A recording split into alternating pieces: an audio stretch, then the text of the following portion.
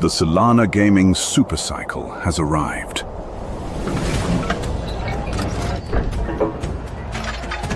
Only the strongest players will carve their name in history on-chain.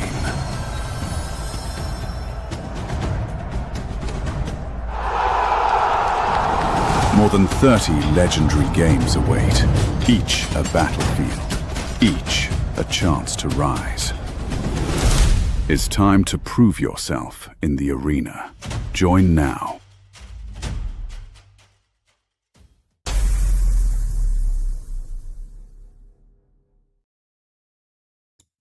GM, back. We're live. It's a Friday, and let me tell you something. Friday is one of those days where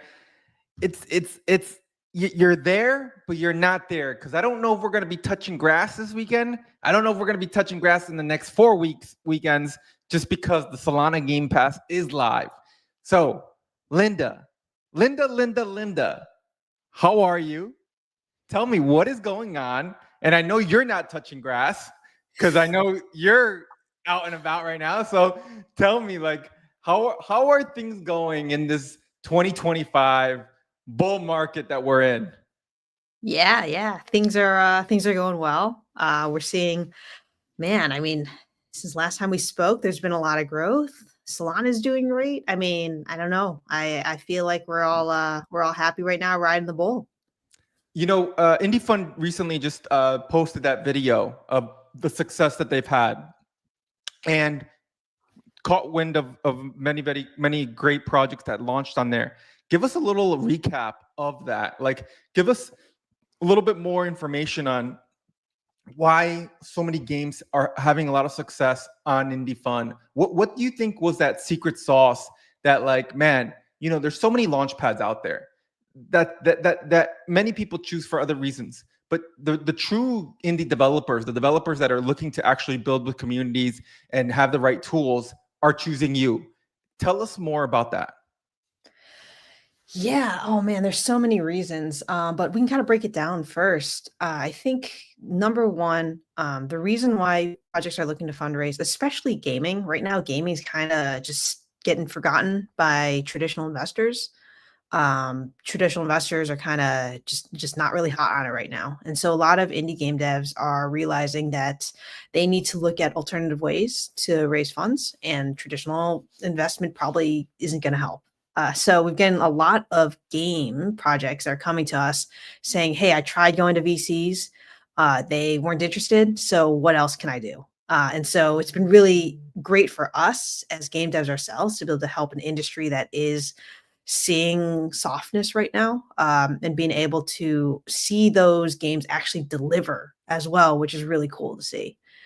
And then on the non-gaming side, I think in general, people just are looking for other ways to fundraise. You know, our platform is one of the few, the very few that actually puts money in developers' pockets. It's not just like, okay, well, if this token starts trading and you get trading fees, that's the only way you make money. It actually is a fundraise.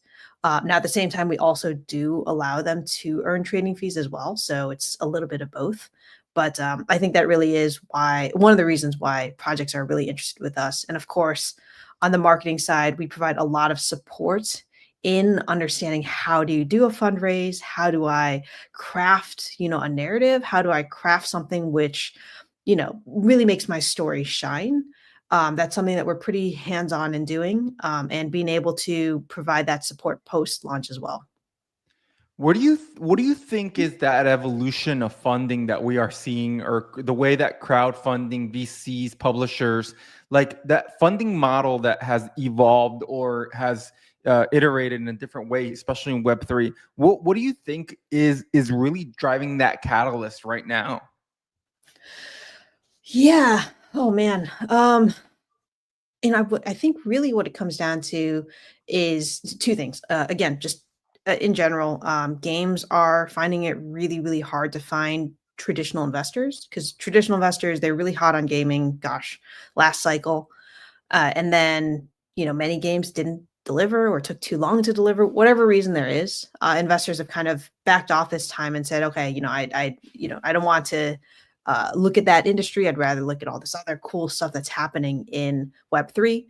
And so these games are just not getting a lot of attention.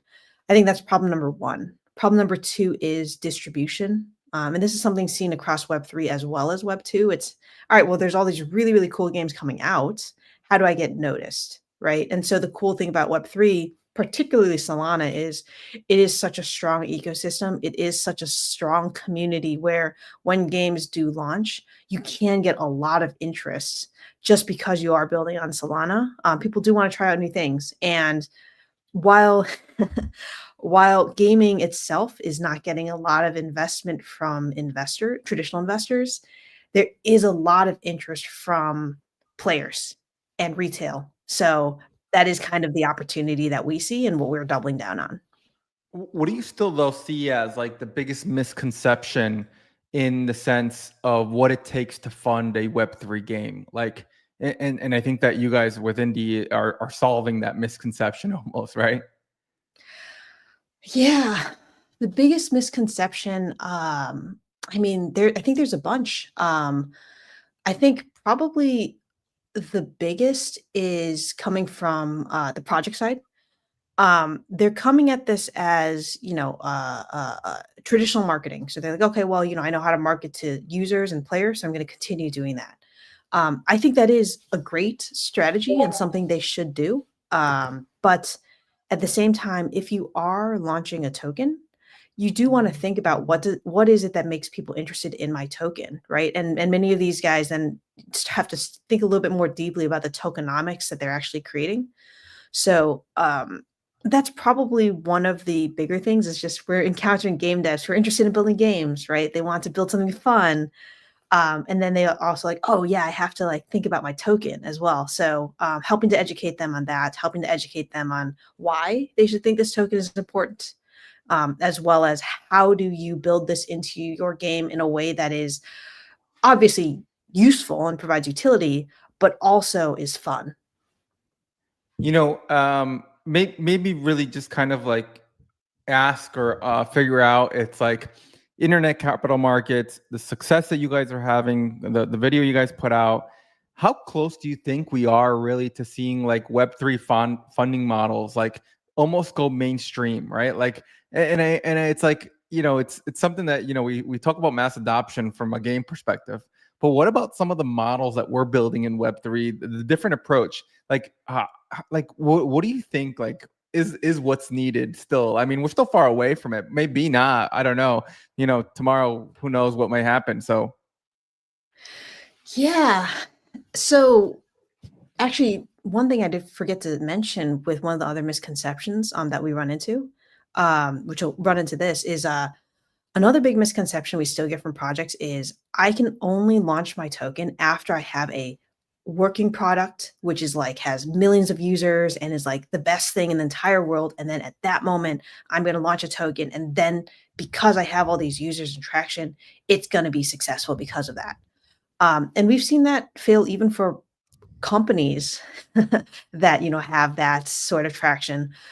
So, I do try to tell projects, hey, you got to kind of think about this a little bit differently, right? If you're launching a token, it doesn't need to be after you have this launched product with millions of users and it's like the biggest thing in the entire world. And that's, the only time you can launch a token. You can actually launch a token before that, or when maybe you are getting started with an idea or you are just starting to build, maybe you have an MVP, whatever stage you are, you can actually launch a token at that time.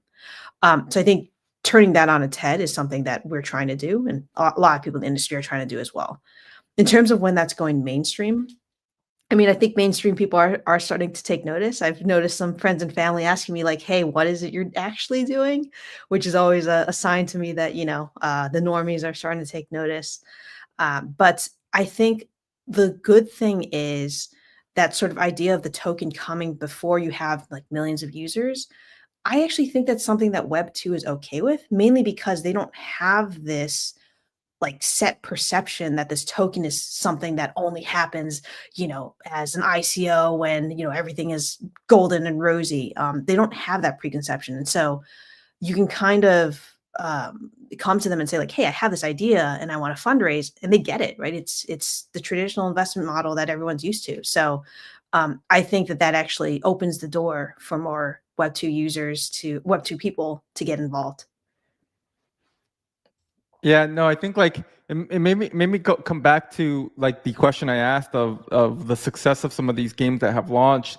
And when I look at some of the games that have launched, and I look at the success of the Gora Cats, Tales of Meteora, and some of these games that you guys are pushing, to what you just said, it makes me think, okay, internet capital markets, it's very much happening. It's happening right now. But these games really kind of take on what internet capital markets in a way. Maybe they're not showcasing it, like they're not screaming internet capital markets, but they very much are when you start actually like under the hood and realize how they would fundraise, what they're going after next, how they're going to move forward, how they're capitalizing audiences, why they're having success. I think like understanding those things are very much needed. Can you give us some of those, like the games that are having success that have come out of the Indie.Fun? What has it been that they've been able to nail even further outside of Indie.Fun to be able to keep having success? Yeah, I think one thing that is really exciting for us to see with our projects is, number one, even after launching a token, they are continuing to build. Like Gore Cats, they raised to build a game. They built a game. And actually, I mean, they have all this other stuff that they're doing. They've launched a comic, a bunch of other things that they're doing, right? Tales of Meteora, they launched, with a game already made. And now, the game is continuing to bring on partners. I can name, a bunch of other projects that, Dragon Sanctuary, they raised.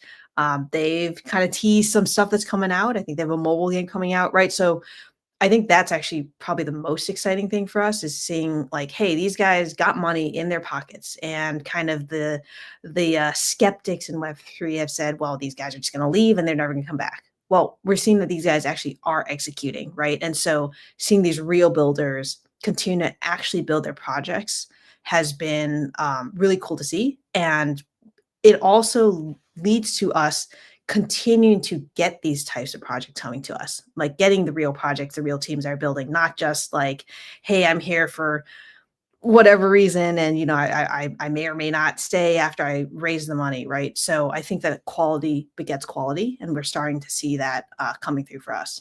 Yeah, and I think I'll go a step further, and not financial advice with what I'm about to say is one of the things I've watched and I look at a lot of the times is when I look at launch pads is the success of some of the games or the projects that are launching. And I think a lot of the projects that have launched with you guys, sure, there's this like up and then down like chart, but there's actually a really cool part that happens, after 6 months or, around that time of it starts gradually going up because the projects are delivering on what they're saying. And to me, like, yeah, if you're going to have some sort of conviction, or if you want to find where like real builders are building, and understand this is a patience game, because it totally is, like, I think that, man, you start realizing the speculation problem that exists in Web3, and you start realizing there are other platforms for that, but there's a platform here for you guys if you really want to be able to build and not have that speculation issue. Not saying you won't, I mean, you will, but at least that it's not like you mentioned, they're not going to grab and run with the cash. And I think that's just something like kudos to you guys and the team to be able to be able to, I think, do the due diligence that is needed sometimes to really say, okay, hey, how do we actually bring you on and support you?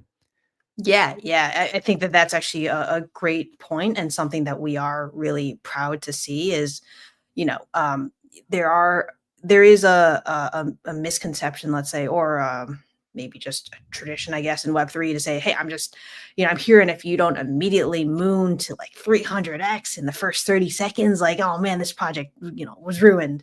And I think that people who have patience are starting to get rewarded. And it's not just with Indie.Fun. I'm seeing this across other projects that have launched tokens who kind of see that initial like, oh, we're suddenly up and then just immediately down. And then everyone in Discord's talking about how, this project is worse. And you're like, that doesn't make sense. Like they just made, billions of dollars in revenue as an example of a recent token.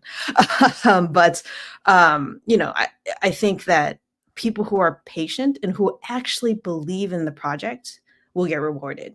And just to show one example of that, which I'm sure you've seen too, is I think Dragon, gosh, they launched months ago, and probably a month ago, like out of nowhere, they just suddenly exploded. And it's because they have a game, they're showing it off, right? And people are getting excited, and it's a really cool game. So yeah, I think that people who are actually there to see that there is execution and people are interested are going to get rewarded. And those people who are just in there for that quick buck, like, all right, cool. Like, you can come in, but if you're not patient, then you might miss out on that giant upswing. Yeah. Do you think like we'll also evolve on the way that launchpads work in the sense of what that Web3 or the Web2 traditionals of, doing a seed, public, private, Series A?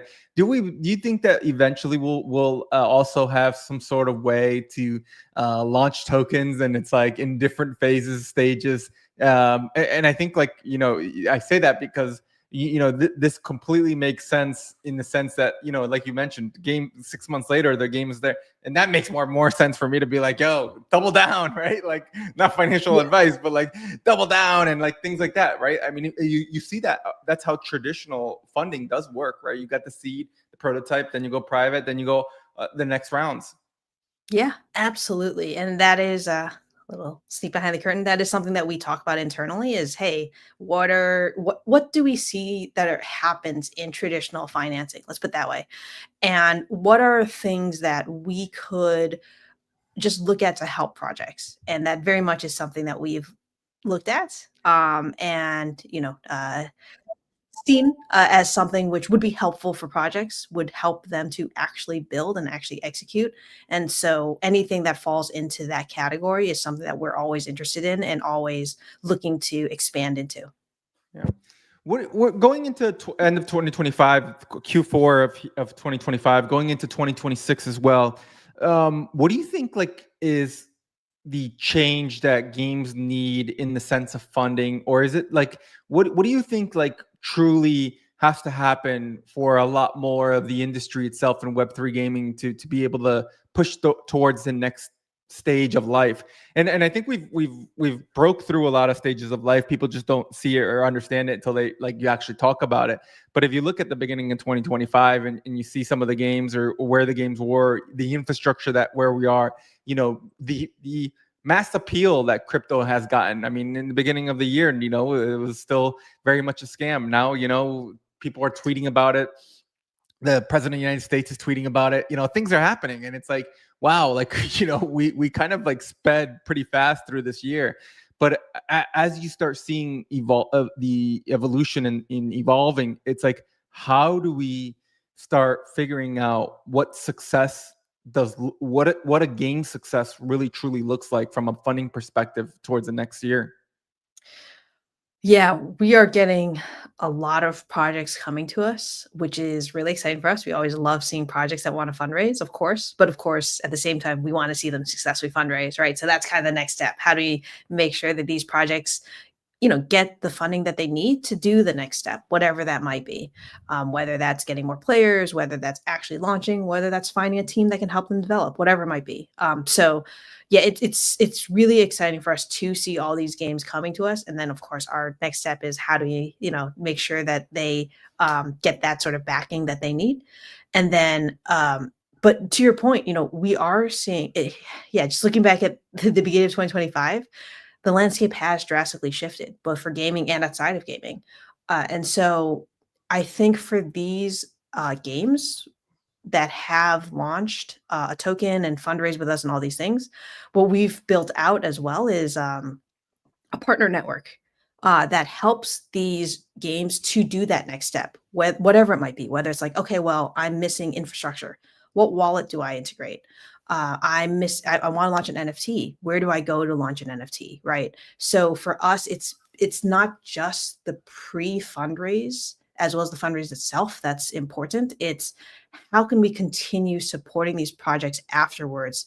What is it that they need? And then on our side, how can we find people in Web3 that are doing that? And the really cool thing is, most of the time, there is already a company doing that. So it's not like we're starting from scratch. And if you told me that like 2 or 3 years ago, I would have been like, that is, Web3 is does not have that infrastructure. So it is really cool to find that most of the time there is a tool or a company that's already there that these projects can use.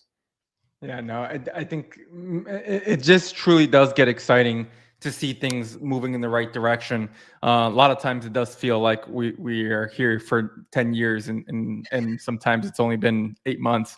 And I think sometimes having this kind of light shed on us on like how much the needle has moved and everything. You mentioned something earlier as well of the conversations with your family of what you do. Now that we kind of recapped and said a little bit about everything that has happened, how do you explain what you do to the Web2 normies? Like, what's the best way to come across to them? Yeah, it's actually surprising how many of my, call it, normie friends have come to me saying like, "Hey, can I fundraise on your platform?" I'm like, "Sure, let me teach you what a token is first." So it's actually been really cool to see because not only is it like that fundraise side, it is that education side of, you guys have never like told me that you're interested in Web3, but all of a sudden you're asking questions like, "Oh, I've also seen Solana. What is this Solana thing?" Right? And then I've heard that you do something with that. And it's been really, really cool for me to experience that and say, okay, well, there's Solana. And then there's this whole other internet capital markets that you've never even heard of, never even seen, but it is taking steam. And it's been surprising how these normies have embraced that. And they're like, I don't get it, but if you're, if this is something interesting, and also like if there is money there, which most of the time they don't believe me. And then I show them some, examples and like, wait, like this is crazy. You've helped more than 50 projects fundraise more than $1 million. Like this is crazy. What is this? So I think that it's been exciting to see normies want to get educated about this entire industry that they don't even know about. And then their next step is like, how do I start something? And I'm like, okay, well, you want to start a project, go start a project, and then come back to me when you're ready to fundraise. And like, let's talk about how, what tokenomics is and all this more complicated stuff that maybe you've just never thought about before. Yeah, again, it's just getting normies involved in Web3. It takes a bunch of different ways, right? And whether that's fundraising, whether that's them themselves wanting to fundraise, or whether it's something like Tales of Meteor, which is more gamified example of getting involved with Web3 without even knowing it's Web3 because it's an MMORPG. So yeah, it's been really cool from my perspective to see that and bring normies into the fold. Yeah, no, man. I always think like it's really, really awesome to hear some people's ways of saying it to their friends and family of like what they do. I still, it's still one of those things for me at my friends and family of like, so do you have a real job yet? And I'm like, well, but it is what it is. You guys have been talking about, I know behind the scenes, I was talking to you a little bit, teasing something pretty massive that you guys are looking to do at Indie.Fun. And love to deep dive into it a little bit and find out more of what that is. Like what's cooking behind the curtain now that you're able to kind of tell us a little bit more. There is some stuff cooking behind the curtain. It is, end of year, and we thought, what better for the end of year than to send off everyone with some happiness, some Christmas cheer, and we are hosting a hackathon. So this is not yet announced. It will be going up on our Twitter pretty soon. But a couple things. Number one, it is not just gaming, although of course we always welcome games. We will continue to support games, but we also want to see what other projects are out there and what else are people building on Solana. I think we're really inspired by Tales of Meteor and how it used technology in Solana to build something new. And so we are hosting a hackathon. There is a prize pool. We have several partners on board, which is really cool to see. We're going to be announcing those as we go. And we see it as not just an opportunity, obviously, for these projects to build, but also an opportunity for them to fundraise and actually continue having those funds to continue building. Because I think a lot of times with hackathons, what happens is you get a little bit of money, maybe you were first place, maybe you weren't, and then you kind of stop afterwards because hey, you finished the hackathon. And what we want to see is there's all this cool stuff being built in Solana. How can you build something and then get funding and then actually bring it to market as a fully finished product and maybe even a cool company? So yeah, we're hosting a hackathon and excited to see people participate. Yeah, no, I think hackathons are the way to go, especially in this space, right? It really helps bring people, those that are, I would say, not to say scared, but like uncertain of whether they want to, launch on a platform. Whereas the hackathon allows them to kind of like know or understand and be in a safer environment with other, startups and say, okay, like here's my idea. I know I'm sticking it to the ceiling. Let's see if it sticks. But to go further, like, hey, no, it's actually a great idea. Like, let us help you actually get the funding to get the idea off the ground. So really, really excited for the hackathon. I think like you guys have done one in the past and it was a lot of success. And I think, I see all the hackathons that are happening right now with Coliseum, Seeker, a lot of cross within the Solana ecosystem has been very well known and received hackathons. And I think, yeah, what better way for again, a platform like you guys that has been working and tasking a lot of these indie devs. And I think like one thing you mentioned, I think that it's not so much just gaming, right? I think that is something to talk about because people never realize that there are a lot of other projects out there that do shape gaming, even though they're not in a direct way or indirect way sometimes that it could help. And I think like when you look at infrastructures, you look at other projects that are building consumer apps, well, guess what, man? Like those apps take a lot of and understand a lot of requirement that comes in from live ops to everything else that can help gaming and they can actually intertwine with gaming if they ever do decide to go down. And I think that's why we're seeing so much in Web3 focused on, hey, how do we gamify it? How do we make this a game? Hey, what's that approach? And I think that you guys are saying, hey, opening the doors to other devs that are just looking here to say, how do we start funding is a huge move. Yeah. And the other thing about gaming that's interesting is I have this kind of personal, I guess, theory about gaming, which is at the end of the day, like, what is gaming? It's just making something fun, right? That's why we have gamified XYZ, right? Gamified app. And you'll see any old app on your phone, which is like, oh, now all of a sudden you can start earning points and doing this and that. And like that is technically a game, and so it just makes these things that you would do otherwise, makes it into something that you want to be the top on the leaderboard or whatever it might be. So even though, a lot of people think of games as like, oh, it must be this thing specifically. Like, oh, I have this character that I control and go around. That isn't true anymore. Every single app needs to be gamified. Every single product, when you think about it, you should think about how to gamify it because you want users to be sticky. You want them to continue coming back, right? And Web3, by the way, is a great way to do this because there's also now a way to add a financial incentive potentially with the token. So, I think when people kind of come in with a preconception of what a game is, I think that kind of closes the door on how to think about gaming in general. And so that's, I think, part of what might have influenced the idea of like, let's just host a hackathon for everyone because, we also want people to think past the idea of just that initial, what am I going to build, and start thinking about even those steps after. Because again, if we're going out to fundraise, like you should be thinking about the steps after. How do I grow this afterwards? And the funds give you the opportunity to have the time to do that. But you should be thinking about like, okay, well, how am I going to do user acquisition? Sometimes that's a game. How am I going to do user retention, which might be a game, right? And so even if it is like a simple, I don't know, wallet or something, there's ways to gamify that experience. And we do want people to at least have that idea or ask about it even in our office hours, to say like, hey, I have this idea. What are ways that we could build this so that people want to continue to come in?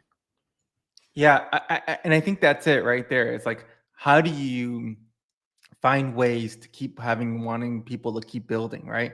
And not scare them away either, right? Because it is a little scary, a wild west here in crypto. And I think it's finding the ways to get them involved. It's finding features, unique features that provide and can give players or community or even the fundraising of why do I want to invest, the ability to say, okay, let's keep moving forward. So appreciate Linda, the all the alpha that you've been able to give us.